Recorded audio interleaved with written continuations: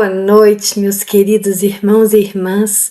Estamos felizes em darmos início a mais um Evangelho no Lar, programa elaborado e apresentado pelos estudantes dos cursos online do Lar Ismael. Sejam todos bem-vindos. Jesus possa envolver a cada um de vocês e seus lares em muita luz, paz e alegria. Aqueles que quiserem, coloquem um copinho ou uma garrafinha com água para ser fluidificada pelos amigos espirituais. Dando início ao Evangelho de hoje, vamos convidar nosso irmão Irandi, que fará a leitura de harmonização e prece inicial. Irandi, boa noite, é com você, meu irmão. Boa noite, Ondina, Fernanda, a Nádia, meus queridos irmãos. A leitura de hoje. Muitos são os caminhos que o ser humano tem a liberdade de escolher. Em alguns casos, os caminhos escolhidos são para atender seus desejos mais íntimos, como a busca pela riqueza, pelo poder, a satisfação do ego, luxúria, soberba, entre outros. Esses rótulos que sustentam o status do indivíduo dentro de um grupo social normalmente definem o que é prioridade na vida de cada pessoa. A Bíblia também nos apresenta diversas ocasiões em que o ser humano, sozinho e através de suas convicções, busca preencher o vazio de sua alma, mas em sua limitação. Ele é incapaz de preencher a vida e ela passa a ser sustentada por coisas e sentimentos frágeis e voláteis. O processo de transformação tem início quando nos arrependemos ou quando entendemos que é Jesus e o que ele quer de nós, assim como aconteceu com Zaqueu, com Paulo, com a mulher samaritana, com os apóstolos e tantos outros. O propósito do Evangelho é a transformação da mente e do coração, a regeneração do ser humano e sua salvação. A mulher samaritana percebeu que estava na frente de um verdadeiro profeta. Sentiu isso dentro de si e abriu seu coração para receber algo que só Jesus tinha para oferecer: a água viva e o perdão. Esse é o convite que o Evangelho deixa para todos aqueles que desejam ter suas vidas transformadas pelo Cristo. E você? Já experimentou essa transformação que o Evangelho proporciona? Querido Jesus, que as suas bênçãos recaiam sobre todos nós e todos os lares que nos assistem neste mundo. Que todas as pessoas possam sentir-se mais serena, tranquila e mais confortadas com o Evangelho. E que as nossas mentes possam se abrir para que possamos entender a mensagem de Jesus e buscar colocá-la em prática.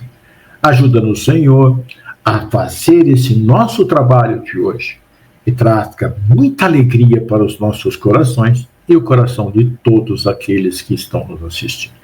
Que assim seja, Senhor, graças a Deus. Que assim seja. Muito obrigada, Irandi. Agora, já harmonizados, sentindo a presença de Jesus em nossos lares, através desses queridos amigos espirituais, vamos iniciar a leitura da passagem no Novo Testamento que está em João, capítulo 4, versículos de 1 a 41. Jesus e a mulher samaritana. Bom, gente, antes de iniciarmos a leitura do Evangelho, é muito importante contextualizarmos sobre a rivalidade entre judeus e samaritanos. Eu queria aqui só dar uma sugestão para os nossos ouvintes, sabe, Irandi? O Novo Testamento foi escrito, gente, há 2000 anos atrás. Então, quando a gente estiver estudando, a gente precisa compreender o contexto da época. Era uma época diferente de hoje. Então, para a gente trazer isso para os dias atuais, a gente precisa entender como que funcionava a cultura na época. Mas ela funciona para qualquer época. É só trazer para o nosso dia a dia. Bom, Então, após o reinado de rei Salomão, o reino de Israel se dividiu em dois. No reino do norte, onde é Israel, cuja capital depois foi Samaria. E o reino do sul, Judá, com capital Jerusalém. Em 722, gente, antes de Cristo, a Síria conquistou o reino do norte e introduziu povos estrangeiros que se misturaram aos israelitas, formando os samaritanos, vistos pelos judeus como impuros. Então, rejeitados na reconstrução do templo em Jerusalém, eles construíram o seu próprio templo no Monte Gerizim, o que acentuou ainda mais a divisão religiosa. No século II a.C., o judeu João Hircano ele destruiu esse templo, aumentando ainda mais o ódio entre os dois povos. Assim, no tempo de Jesus, havia uma hostilidade aberta. Judeus evitavam qualquer contato com samaritanos, não compartilhavam alimentos e os desprezavam como hereges. É nesse cenário que o encontro de Jesus com a mulher samaritana acontece. Então, se a gente trouxer para os dias atuais, nós temos sim alguns cristãos que também diferem, né, da forma que Jesus trouxe a sua mensagem ao mundo. Então, podemos dizer que católicos, espíritas, evangélicos, eles amam Jesus, mas diferem naquela mensagem que ele nos trouxe. E alguns levam isso muito a sério, né? Como naquela época eles nem se falavam. Depois das explicações agora da Undina, vamos iniciar então a leitura do Evangelho lá no item 4. Os fariseus ouviram dizer que Jesus estava ganhando muitos discípulos e batizando mais pessoas do que João. De fato, não era Jesus quem batizava, e sim os seus discípulos. Quando Jesus ficou sabendo disso, saiu da Judeia e voltou para Galileia. No caminho, ele tinha que passar pela região de Samaria. Então, complementando aí o primeiro parágrafo, ele nos mostra que Jesus ele não buscava competição religiosa e nem destaque político, mas ele seguia os planos de Deus. Ele deixa a Judeia para evitar conflito com os fariseus e tem de passar por Samaria, não por acaso, mas porque ali estava preparada uma oportunidade de revelar sua missão universal, sem fronteiras de raça, religião ou preconceito. Interessante isso, Undina. E você disse muito bem sobre ali ele tinha algo a realizar. É que existia na época de Jesus caminhos alternativos para ir da Judéia para a Galiléia. Não precisava passar pela Samaria. Mas esses caminhos eram muito mais longos, né? E para muitos eram menos práticos. Era uma rota mais demorada ali pelo Vale do Rio Jordão, passando por Jericó e Betsean. E tinha uma outra rota costeira beirando o mar Mediterrâneo. Mas Jesus utilizou esse caminho para encontrar o que ele precisava, ou seja, a mulher samaritana. Ele não quis entrar ali só para encurtar o caminho, né? E na citação do capítulo 4, item 4, tem a fala de João que mostra bem o que você disse. Ele tinha que passar pela região da Samaria. Quando empregado pelo evangelista João, indica que Jesus, ao tomar a iniciativa de passar pela Samaria, era para realizar a sua missão, a vontade do Pai, e não por necessidade de encurtar o trajeto para chegar mais rápido. Jesus, ele sempre ia aonde tinha algo muito importante a realizar, não é? Continuando a leitura. Ele chegou a uma cidade da Samaria chamada Sicar, que ficava perto das terras que Jacó tinha dado ao seu filho José. Ali ficava o poço de Jacó. Era mais ou menos meio-dia quando Jesus, cansado da viagem, sentou-se perto do poço. Boa noite a todos. Então, meus amigos, Embora Sicar não seja bem conhecida historicamente contra outras cidades samaritanas, como Samaria, ela é identificada como a antiga Siquém, um lugar bíblico importante associado a Jacó e José, que ficava perto das terras que Jacó tinha dado ao seu filho José. Ali ficava o poço de Jacó. Esse poço era um ponto de referência crucial. Poços eram fontes vitais de água em regiões áridas, e o fato de ser chamado de Poço de Jacó sugere que era um lugar antigo e tradicional. Era um lugar onde as pessoas se reuniam para buscar água, e por isso um lugar estratégico para Jesus encontrar alguém. Meio-dia era o auge do calor, e geralmente não era o momento em que as mulheres iam buscar água para evitar o sol. E é neste lugar que acontecem os diálogos mais profundos e reveladores do Evangelho, mostrando o alcance do amor da mensagem de Jesus. Seguindo a narrativa de João, que está lá no capítulo 4, versículo 1 a 41. Uma mulher samaritana veio tirar água, e Jesus lhe disse: "Por favor, me dê um pouco de água." Os discípulos de Jesus tinham ido até a cidade comprar comida. A mulher respondeu: "O Senhor é judeu, e eu sou samaritana. Então como é que o Senhor me pede água?" Ela disse isso porque os judeus não se dão com os samaritanos. Então, Fernanda, aqui, nesse parágrafo que você leu, Jesus quebra uma barreira enorme. Porque as mulheres, em sua época, não podiam ter uma conversa com um homem, porque elas eram consideradas inferiores e respeitava-se o decoro de um homem ter uma conversa privada com uma mulher. Para a gente ter uma ideia dessa situação, se uma mulher casada conversasse com um homem na rua ou que ficasse do lado de fora da sua casa, poderia ser repudiada sem receber pagamento previsto no contrato, quando eles casaram. Ao falar com a mulher samaritana, Jesus infringiu 2 fortes costumes. Primeiro, um judeu não falava em público com mulheres. Se o homem fosse um rabi ou líder religioso, olha só que coisa, ele nem sequer poderia cumprimentar a própria esposa que passasse por ele na rua. E a segunda coisa que Jesus infringe, ele utilizou-se, de um copo de uma desprezada mulher samaritana.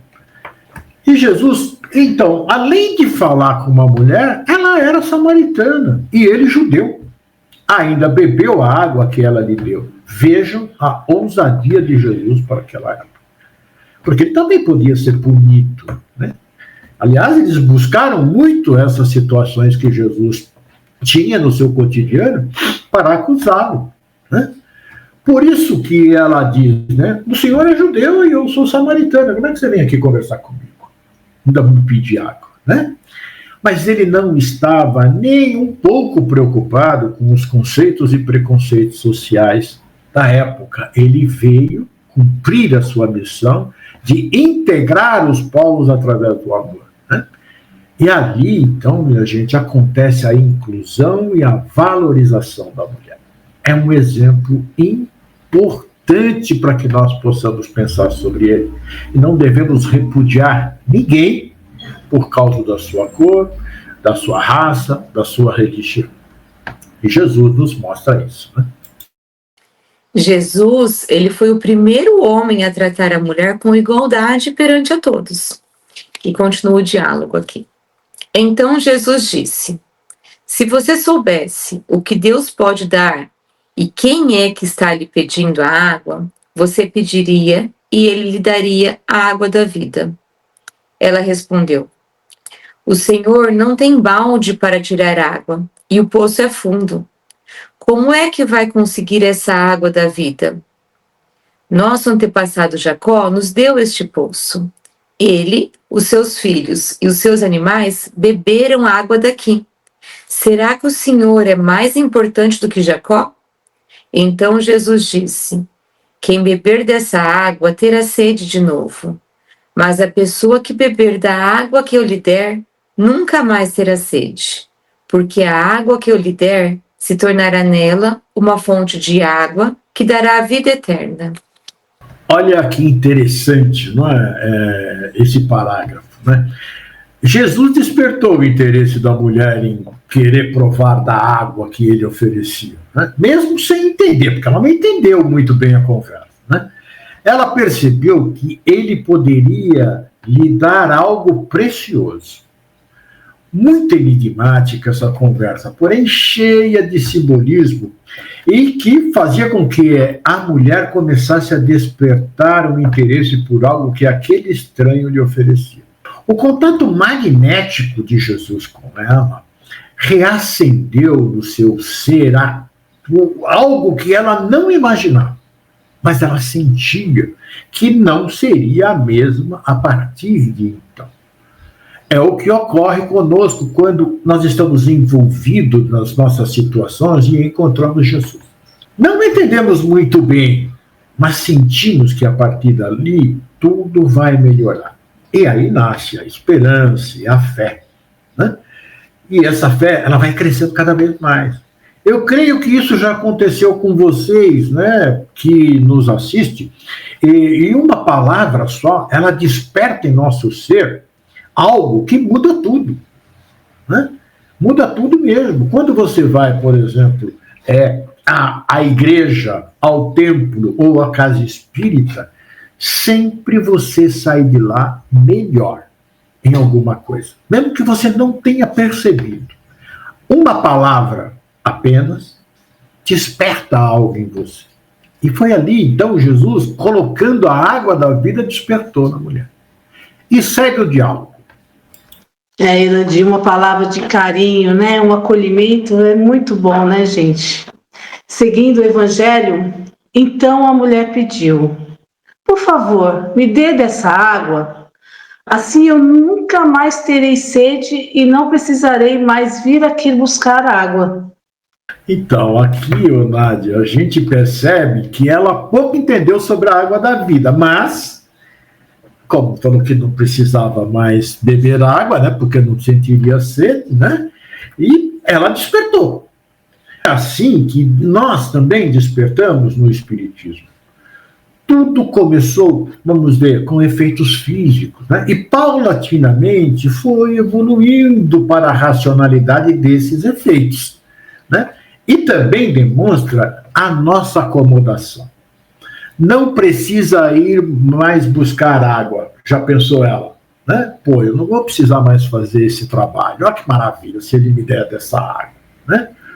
Mas inicia nesse momento o verdadeiro trabalho. Em vez de ir lá buscar água, que ela vai ter que continuar, porque tem que tomar banho, tem que lavar as coisas e tal, né? Eles iam buscar essa água para isso também, né? Começa um grande trabalho em nós, que vai dar muito trabalho, que é o da reforma íntima. Mas vamos ver então como continua aí. Vá chamar o seu marido e volte aqui, ordenou Jesus. Eu não tenho marido, respondeu a mulher. Então Jesus disse: você está certa ao dizer que não tem marido, pois já teve 5 e este que você tem agora não é de fato seu marido. Sim, você falou a verdade. A mulher respondeu: agora eu sei que o Senhor é um profeta. Os nossos antepassados adoravam a Deus neste monte, mas vocês, judeus, dizem que Jerusalém é o lugar onde devemos adorá-lo. Eu estava ouvindo aqui essa parte do Evangelho e fiquei pensando que nós mulheres devemos muito a Jesus, não é mesmo? Ele foi o que deu início à nossa inclusão no mundo, né? Nós existimos. Mondina, mas os homens também devem demais a Jesus, porque aprenderam que estão aprendendo ainda que tem que valorizar a mulher, né? Exatamente.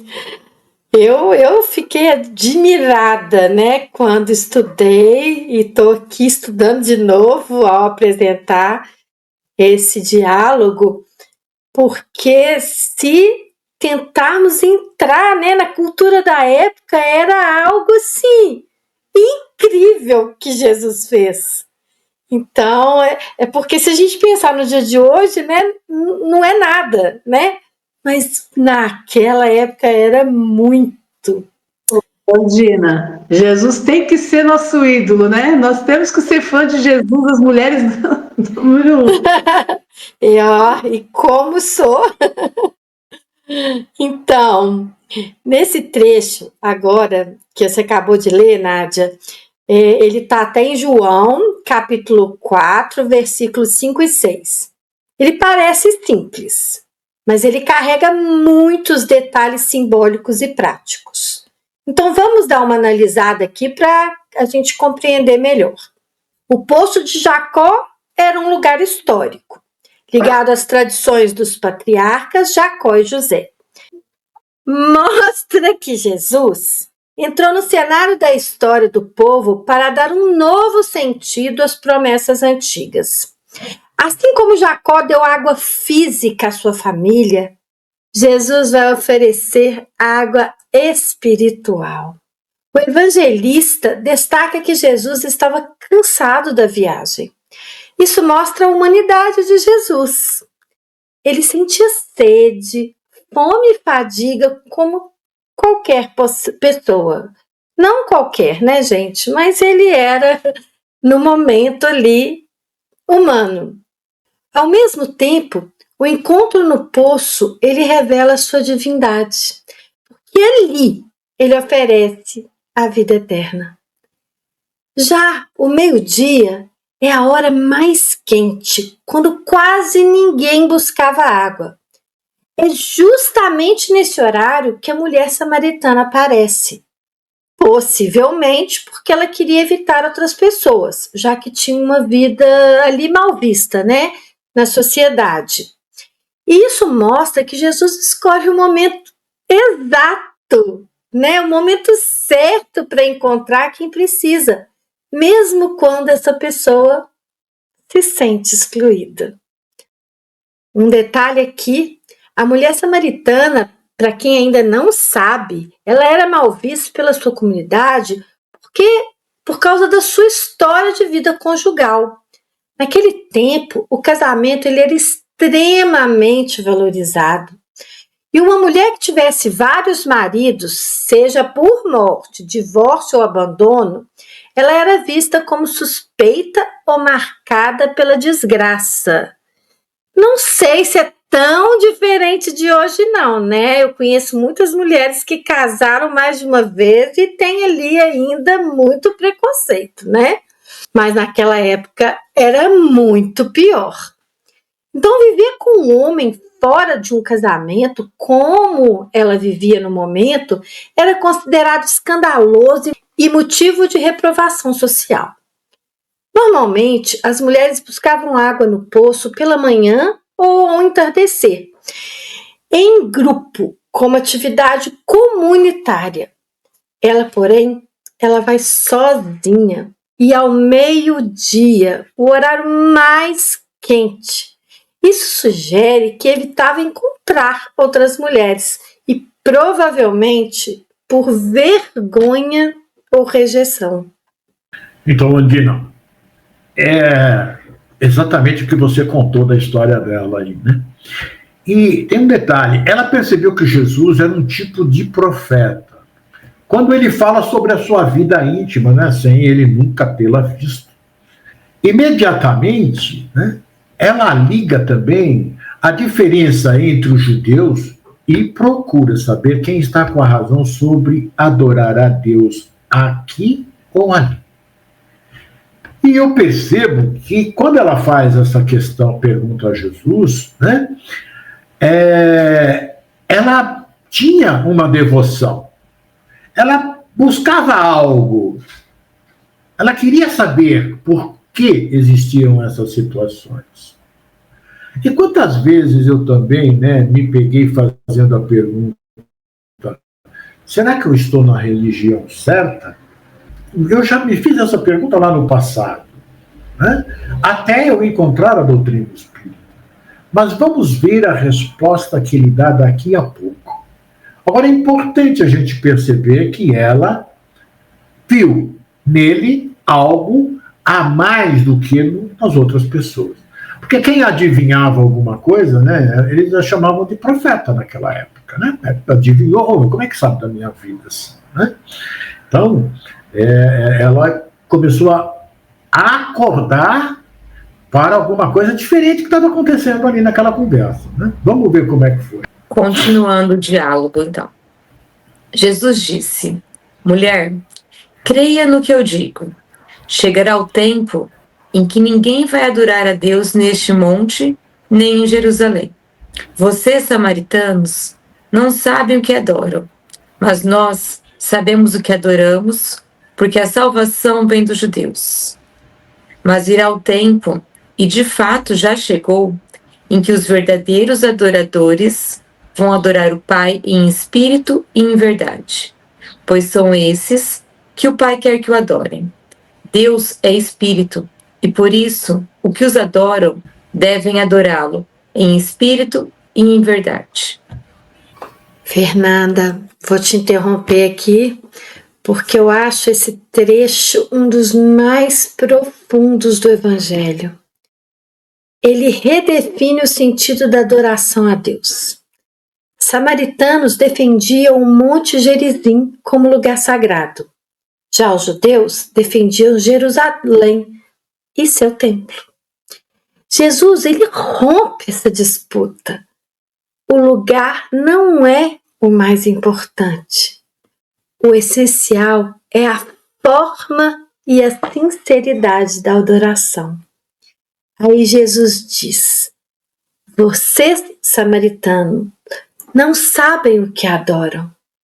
Samaritanos aceitavam só o Pentateuco, rejeitando profetas e salmos.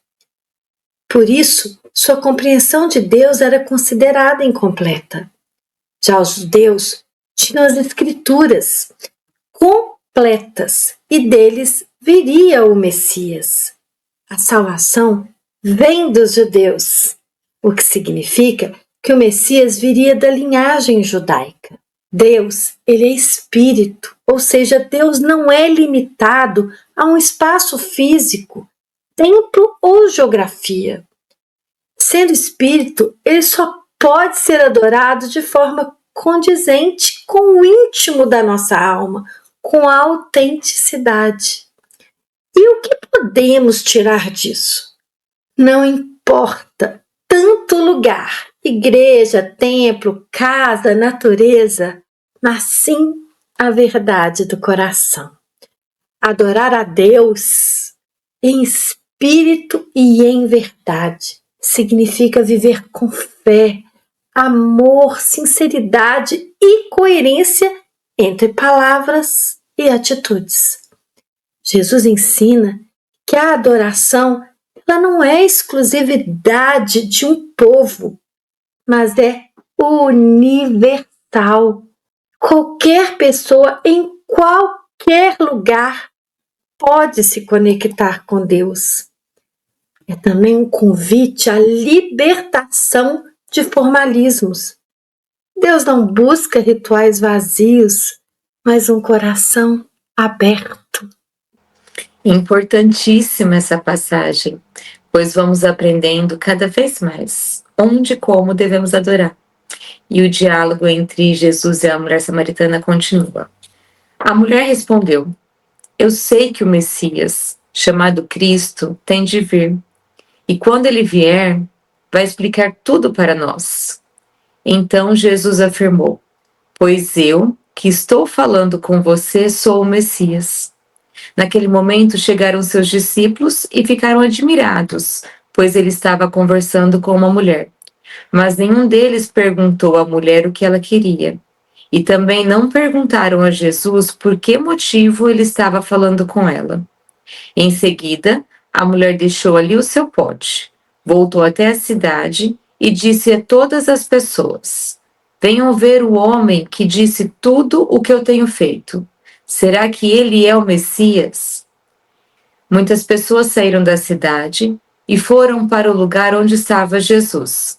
Enquanto isso, os discípulos pediam a Jesus: mestre, coma alguma coisa. Jesus respondeu: eu tenho para comer uma comida que vocês não conhecem. Então os discípulos começaram a perguntar uns aos outros: será que alguém já trouxe comida para ele? A minha comida, disse Jesus, é fazer a vontade daquele que me enviou e terminar o trabalho que ele me deu para fazer. Olha, vejam que ensinamento precioso Jesus transmite aqui, né? Minha comida é fazer a vontade daquele que me enviou e terminar o trabalho que ele me deu para fazer. É isso, gente, que devemos aprender, a fazer a vontade de Deus. E qual é essa vontade? É a de que sigamos os seus ensinamentos, os seus mandamentos da forma como seguiu Jesus, amando uns aos outros. Esse amor é auxiliando-nos mutuamente. Essa é a nossa missão aqui na Terra. Iniciamos esse trabalho dentro do nosso lar, onde estão aqueles, né, com que nós vamos praticar mesmo a verdadeira caridade. São os nossos pais, os nossos irmãos, né? E depois nós vamos estendendo o mesmo amor a todas as outras pessoas onde estiver. Foi isso que Jesus nos ensinou, dizendo que o verdadeiro alimento é o amor ao próximo. E nós temos muitos exemplos disso, gente. Vamos pensar que porque cada um de nós já fez isso. Não sentiu nem fome quando estava trabalhando em favor do próximo. Nem sentiu sede, nada. Simplesmente doou-se. É isso que Jesus estava ensinando nesse momento aqui.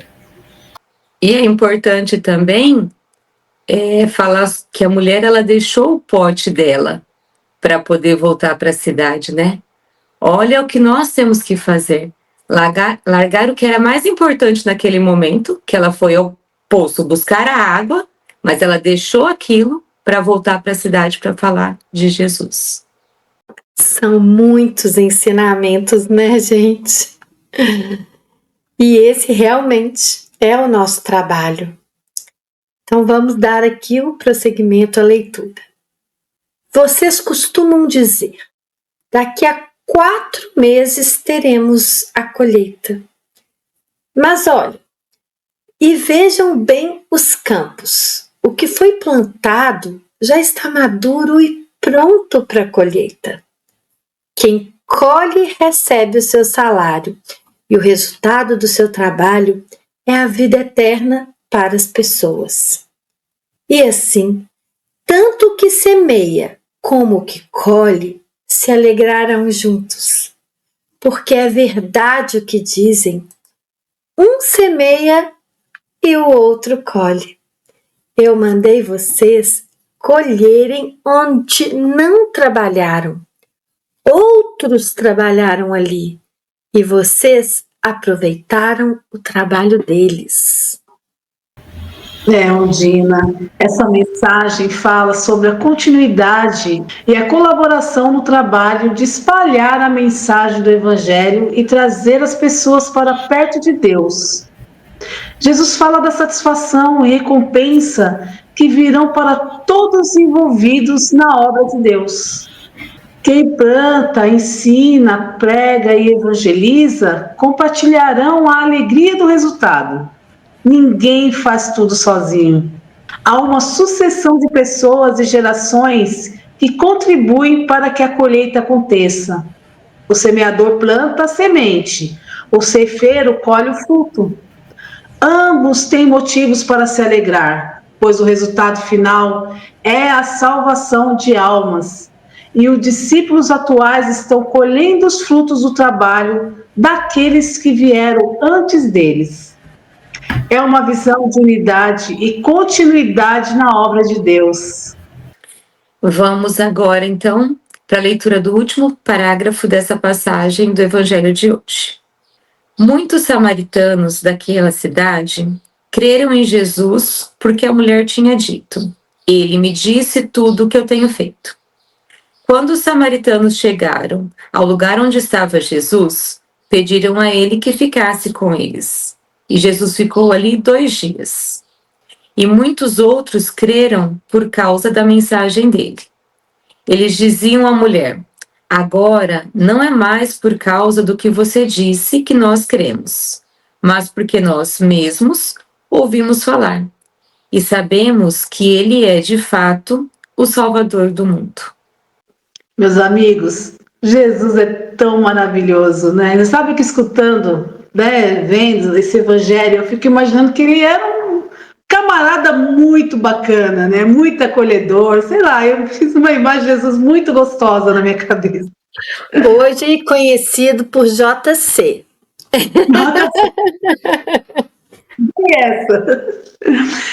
Ele nos vê além da nossa aparência. Ele não se importou com a etnia da mulher samaritana, nem com o gênero ou com sua reputação. Ele viu o coração sedento pela verdade e por um encontro com Deus. A mulher chegou ao poço para buscar água física e saiu com água viva que sacia a sede da alma. Importante saber que uma pessoa, apesar de seu passado de dificuldades da vida, encontra transformação e redenção através do encontro com Jesus, tornando-se um agente de esperança para os outros. E sabe o que eu aprendi hoje, Nádia? Essa história ela nos ensina que ninguém está tão distante que não possa ser alcançado pelo amor de Jesus. A mulher samaritana, antes rejeitada, ela se torna testemunha da salvação. Assim, também Jesus deseja transformar nossa história, perdoar os nossos pecados e nos usar para que outros conheçam a fonte da vida eterna. Muito bom. E a minha conclusão sobre as lições da mulher samaritana, né?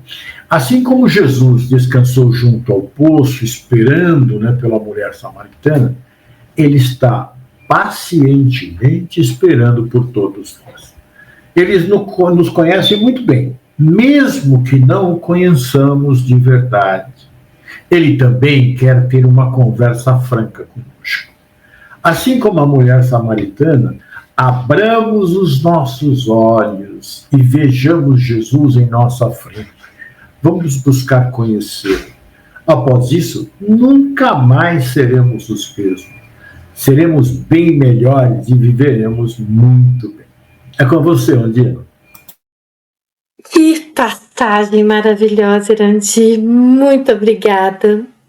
Bem, meus irmãos, chegamos ao final do nosso evangelho e foi muito esclarecedor. Eu vou pedir à nossa irmã Nádia que faça a prece final e a fluidificação das águas. Nádia, minha querida. Obrigada, Ondina. Querido Mestre Jesus, que através desse Evangelho no Lar, que nos trouxe essa lição tão importante de amor, perdão e esperança da mulher samaritana, vou pedir humildemente que nossos amigos espirituais possam fluidificar nossas águas e nossos lares. Que assim seja, graças a Deus. E que assim seja. Agradecemos a todos os participantes do Evangelho e a todos vocês que estiveram nos acompanhando em seus lares. Lembrando que esse programa ficará gravado no canal do Lar Ismael no YouTube. Você pode assistir quando quiser e enviar para sua família e amigos. Afinal, divulgar a doutrina de Jesus é um ato de caridade. Jesus os abençoe. Até a próxima segunda-feira, às 18 horas.